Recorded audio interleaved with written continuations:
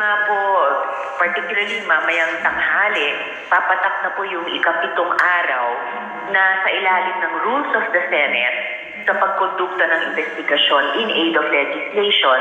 Ito po yung ikapitong araw na kailangan bigyang daan ng chair ng komite kapag tulad ng ginawa ko, sinight in contempt ang isang resource person na hindi nag-honor sa subpoena ng Senate, pero inobjectan ng ibang miyembro ng komite tulad ng nangyari nga 7 days ago.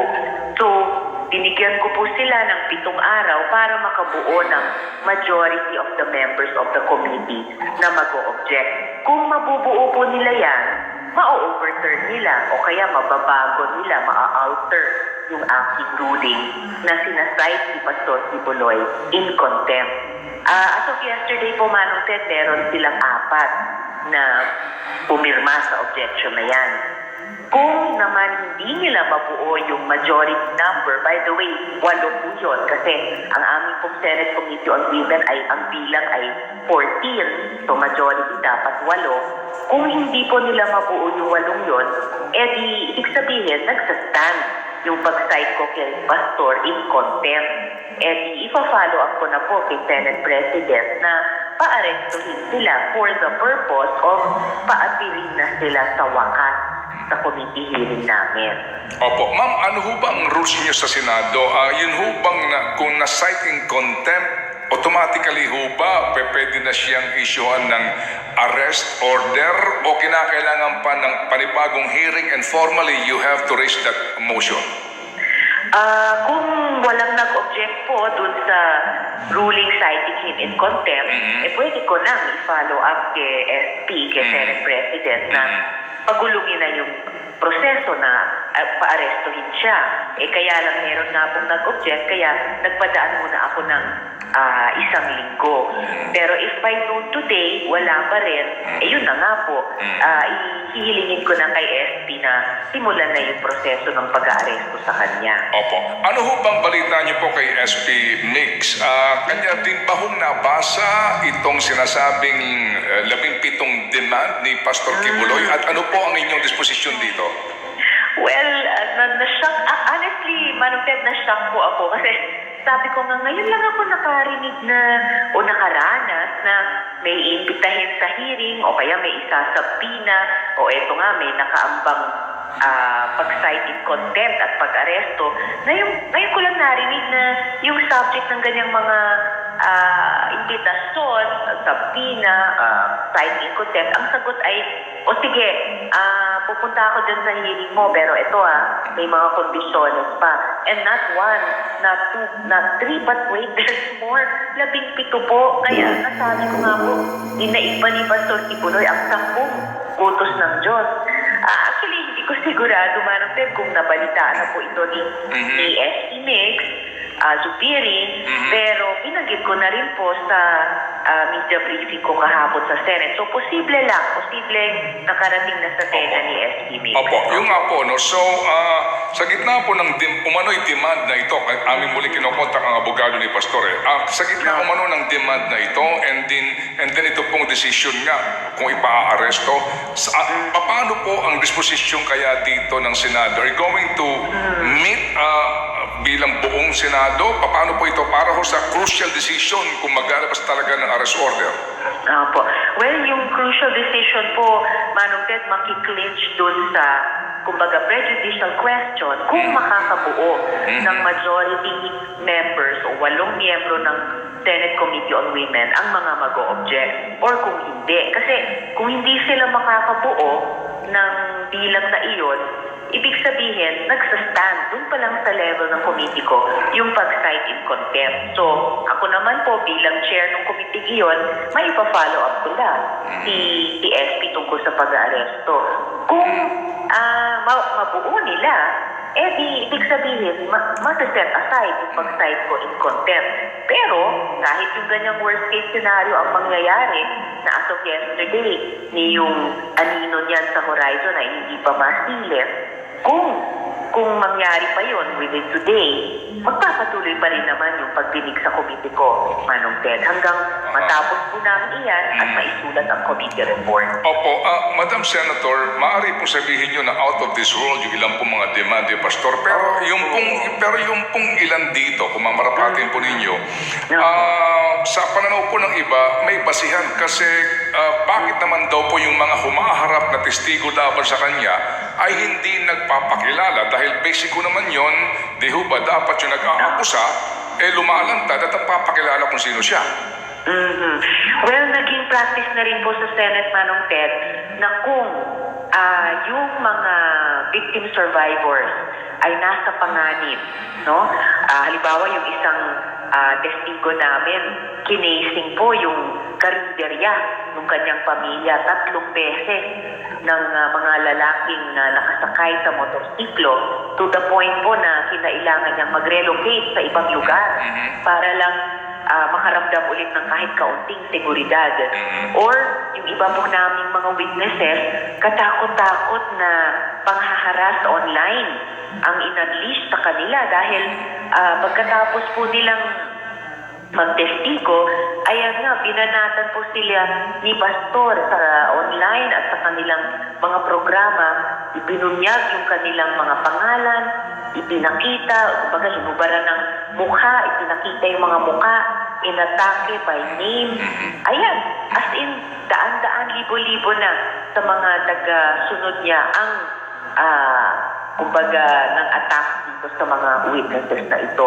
So kapag may ganyang mga sitwasyon, ay pinapayagan sa komite ng Senado at naalala ko rin po sa House na may measure of security and anonymity yung mga testigo. But, Manong Ted, kahit lahat po sila na hindi kaagad sinabi ang kanilang identity at hindi kaagad ipinakita ang kanilang mukha, nag-execute po sila ng affidavit. Sworn affidavit po, kumbaga legally accountable pa rin sila sa kanilang testimonya. At kung meron man silang sinabing hindi totoo, ay masisingil din sila ng ating batas. At itong most recent hearing po, yung pangatlo, yung 2 testigo doon ay hindi na nag-alias at hindi na nagsuot ng anumang pang-conceal ng kanilang muka. Actually, kahit yung ilan sa mga naunang testigo namin na nasa ibang bansa at nagpakita dun sa ating embassy or consulate doon, hindi na rin po nag-conceal ng identity. Opo, ma'am, ito hong mga testigo ninyo, ito rin ba yung mga testigo ngayon na haharap sa DOJ para po sa preliminary investigation? Same? Yan ang hindi ko sigurado 100%, Manong Ted.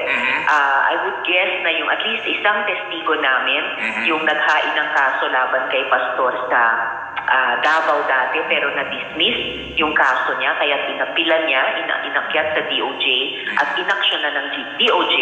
I would guess na siya ay posibleng maging testigo sa 2 kasong inihain na ng DOJ. At ito po yung mga kaso sa human trafficking at saka child abuse po. May isa pa pong kaso on appeal for rape na hindi pa po na-decision na ng DOJ. Ang sabi po ng ang kampo ni Ginoong Kibuloy na mas magandang forum dito yung criminal proceedings, hindi sa Senado. Kasi nga daw po, nahusgahan na daw ho sila ng inyong komite, pati sa resolution, and then, ang sinasabi nila, ano bang batas ang inyong gustong ipanukala sa gitna ng mga pagdinig na ito? Can you answer that, please? Opo, nako, at least 3 na po yung mga batas o policy questions na lumilitaw so far na pwede pong ma-generate ng rekomendasyon ng aming investigasyon. Isa na po yung issue ng sexual abuse within secretive religious organizations and issue of consent in faith-based dynamic. Ibig sabihin, kapag ang akusasyon ay pang-aabusong sexual sa loob ng isang religious organization na mayroong katangian na nagtatago or lihim, no, yung mga pangyayari sa loob, maitatanong kung yung sinasabing consent na ibinibigay, halimbawa yung pagsakripisyo ng sariling katawan sa leader dahil siya daw ay manifestasyon ng Diyos, yan ba ay katanggap-tanggap or yan ba ay dapat i-regulate ng batas? Pangalawa po, yung inability of our labor laws to sufficiently address voluntary labor arrangement. Kasi meron pong at least isa kaming testigo, wala siyang malinaw na employer-employee relationship, whether dun sa kingdom or dun sa media organization ng kingdom kung saan siya nagtrabaho ng ilang taon. Pero may malinaw na paglabas sa labor standards, pati occupational safety and health standards. So anong mga batas ang dapat mag-govern sa ganyang mga arrangements? Nung isang hearing po namin na nagsalita doon si Elias Rene, ni ang DOLE o ang SSS, hindi nila masabi na sa anong kategorya ba ng miyembro nila siya pumapasok. Kasi wala siyang natanggap na sweldo wala rin siyang benepisyo. And last but not the least, so far, yung interaction of our anti-trafficking laws with the constitutional principle of religious freedom. Na itatanong po namin kasi may pang-aabuso ba sa kapangyarihan at sa posisyon o kaya may pang-aabuso ba dun sa dahil in-exploit yung vulnerability ng tao. At yung dalawa pong yan, Manong Ted, ay mga elemento sa krimen ng trafficking in persons. O yun ba ay exercise ng isang relihiyon ng kanyang mga doktrina at saka tenet. So, may mga amyenda bang kailangan sa ating mga batas para proteksyonan ang mga tao sa mga sinasabing religious practices, pero predatory naman. Sa all this time, walang sinasakal na freedom of religion. Opo. So meaning, ito hong mga binanggit nyo, no, ng mga posibilidad po ng, ano ito, susog sa kasalukuyang batas or you're going to create a new statute? Posibleng susog sa mga kasalukuyang batas, Manong Ted, whether yung mga batas tungkol sa consent o mga batas lalo na sa paggawa, yung ating Omnibus Labor Code, at pati yung kasalukuyang batas sa Anti-Trafficking in Persons Act. Kung kukulangin pa ang pag-amyenda sa mga batas na iyon, doon kami pwedeng mag-consider ng pag-draft ng bagong batas. At saka pala, Manong Ted, yung kahit may charges na ang DOJ laban kay Pastor, hindi po maapektuhan yung Senate hearing kasi at nagsalita na po dito yung ating mga korte, yung isang executive action tulad ng charges, hindi niyan pinipigilan ang pagpapatuloy ng isang legislative process dahil pareho silang importante. Yung isa ay mas importante sa iba. At saka, ang aming Senate investigation naman, hindi naman namin tinatakda kung sa inosente o guilty ba, no? Kundi, tulad ng pinag-uusapan natin, tinutukoy kung may mga gaps sa ating batas. Opo. Ma'am, ano po ang inyong komento doon sa isa po sa mga miyembro ng Senado na nagsasabi na ito'y paglabag po sa separation of state and religion? Hindi po talaga, Manong Ted, dahil kahit ang mga religious leaders, wala po silang immunity mula sa autoridad at scrutiny ng gobyerno. Sila po'y mamamayan tulad ng bawat isa sa atin at sila po ay accountable din sa mga batas at penal provisions tulad ni naman. Wala pong blanket immunity. Yung mga kaso po laban kay Kibuloy ng manipulasyon, sex trafficking, child abuse, hindi po yan mga dapat na hayaang magpatuloy lamang. At may mga precedent na po tayo ng mga religious leaders, hindi sila naging exempt sa pag-attend sa Senate investigations in aid of legislation. Dibawa, maalala po natin yung noong Pajero Bishop scam, inakusahan na tumanggap di umano ng mga Pajero mula sa dating presidente GMA, pati po sila ay humarap sa Senate Blue Ribbon investigation. Opo, ma'am, ito hong pag-involve nyo sa Anti-Money Laundering Council, ang binabanggit ho na naman po ng kabilang kampo, ito ho talaga ay senyales daw ng inyong fishing expedition. Ay, hindi po. Ito po ay tanda na ang komite ay nakikinig talaga sa mga testigo niya, lalo na yung mga victim survivors, para bigyang linaw, patotohanan, o di kaya pasinungalingan yung resolusyon. Dahil meron po kaming isang testigo, si Miss Renita, nagpakilala siyang buong pangalan niya at pinakita yung buong mukha niya. Siya po ay OFW sa Singapore. Meron po siyang isang sinabi na yung mga bank accounts nila ay ginagamit di umano, ni Kibuloy para magpadala ng pera mula sa ibang tao, magpadala ng pera kay Kibuloy doon sa Davao. So, ginagamit ang mga accounts nila, hindi para sa sarili nilang financial transaction, pero para sa iba. So, kumbaga mga peking, lumalabas para kay Miss Renita, mga fraudulent na transaction.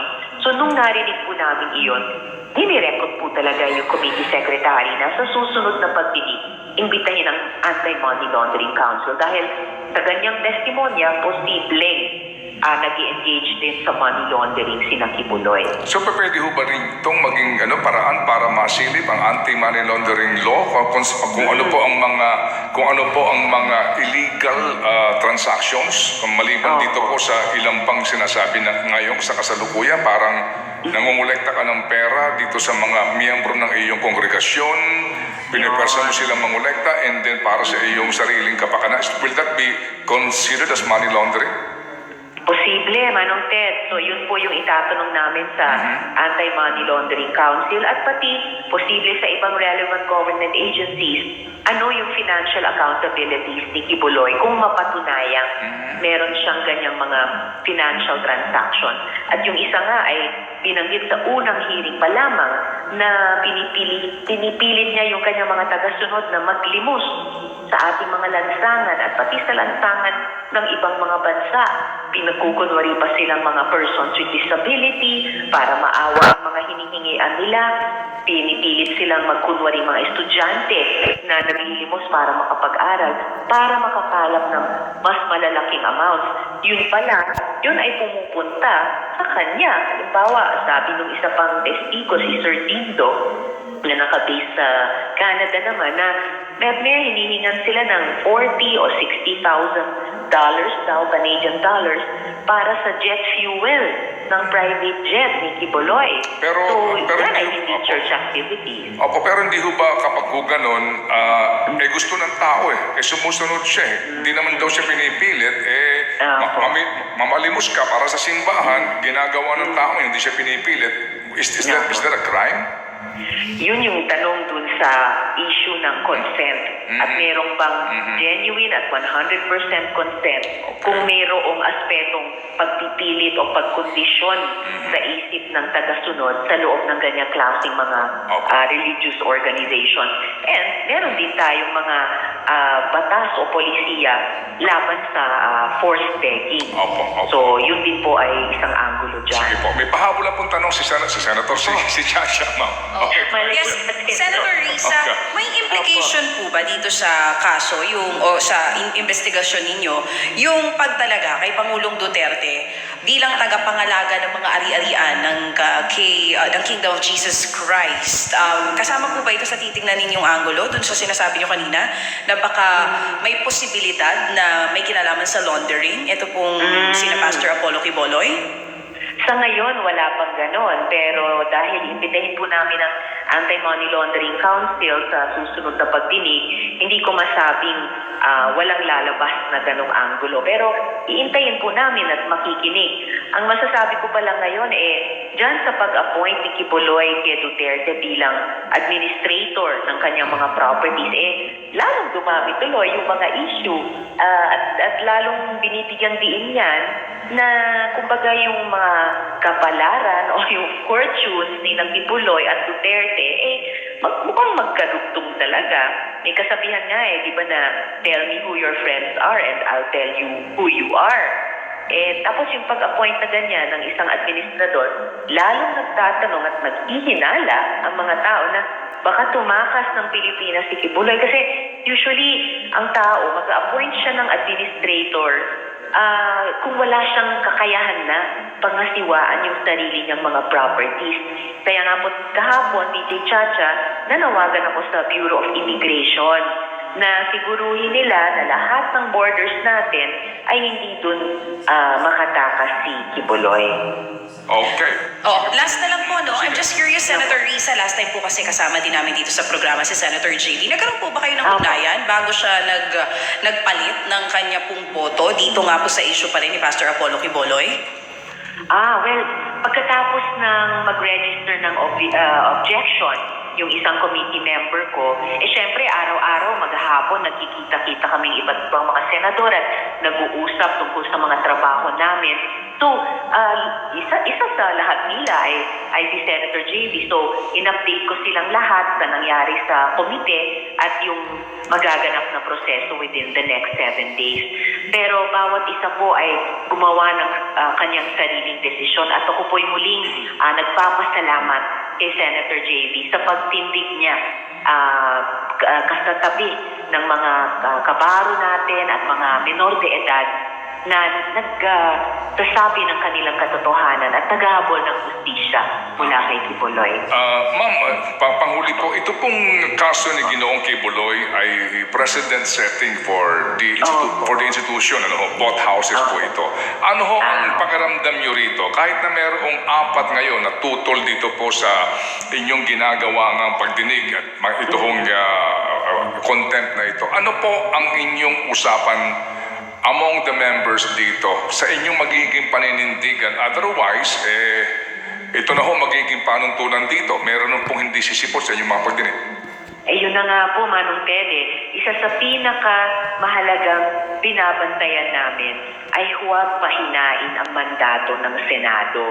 Hindi ayaw po namin mag-set ng president kasi pag pumayag kami sa kung anong pagdadahilan nila kung bakit hindi humaharap sa komite si Kibuloy, di mula ngayon kahit sinong halimbawa mataas na government official o makapangyarihang individual, makakaiwas na sila humarap sa mga Senate hearings at yung pinakamatindi, mababawasan yung kapangyarihan ng legislatura makapagsabina, makasite ng mga resource persons in contempt na mga, kumbaga, regular na kapangyarihan niya at ginagamit historically para yung to hold power to account.